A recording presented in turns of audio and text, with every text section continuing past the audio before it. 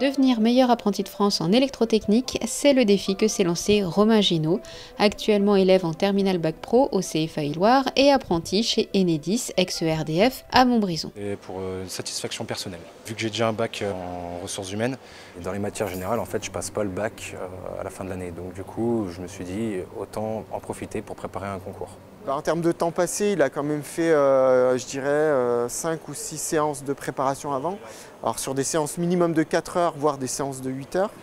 Après, au niveau de son engagement personnel, ça lui a pris aussi du temps à réfléchir à la façon dont il allait travailler, dont il allait anticiper certaines difficultés. L'épreuve régionale du concours s'est déroulée mercredi 19 avril et consistait à câbler et mettre en service un équipement de stockage d'eau d'irrigation. C'est un travail qui est assez long, qui peut être à un moment donné un peu répétitif.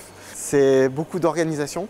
Donc le but, c'est qu'à la fin de la journée, on puisse tester ce principe, ce système, pour que ça corresponde au cahier des charges qui nous est défini justement par le meilleur apprenti de France. Le concours de meilleur apprenti de France est patronné par les meilleurs de France. Ce concours existe depuis à peu près une vingtaine d'années pour valoriser le travail manuel et l'apprentissage. Une démarche de valorisation de l'apprentissage qui a également séduit l'entreprise de Romain. Son tuteur a d'ailleurs tenu à le soutenir tout au long de cette journée inédite. Quand Romain nous a dit qu'il voulait participer au concours du meilleur apprenti de France, ça a été une grande surprise pour nous parce que déjà, on ne savait pas que ça existait au niveau de son bac. On voit que c'est une personne qui en veut.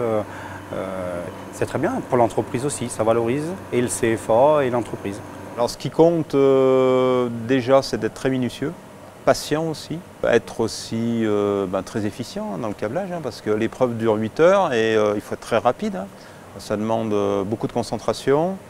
Donc voilà, il faut être quand même un bon élément pour réussir. Aujourd'hui, c'était une journée très éprouvante. Je me suis dépêché à faire tout ce qui est câblage de la grosse filerie, donc tout ce qui est partie puissance. Après, j'ai fait la commande, tout ce qui est à l'extérieur de la boîte à boutons.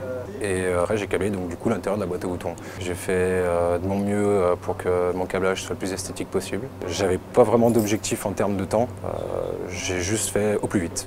Romain a finalement terminé son épreuve avec 1 heure d'avance. Une note minimale de 17 sur 20 était requise afin de se qualifier à l'épreuve nationale. Bon, tu as quand même eu 19,75 sur 20, ce qui te vaut une médaille d'or. Quand on m'a dit que j'avais 19,75 sur 20, j'y ai pas cru. Et j'y crois toujours pas. Romain est donc désormais en lice pour décrocher la médaille d'or nationale. Une reconnaissance ultime qui viendrait consacrer un parcours personnel inédit et audacieux.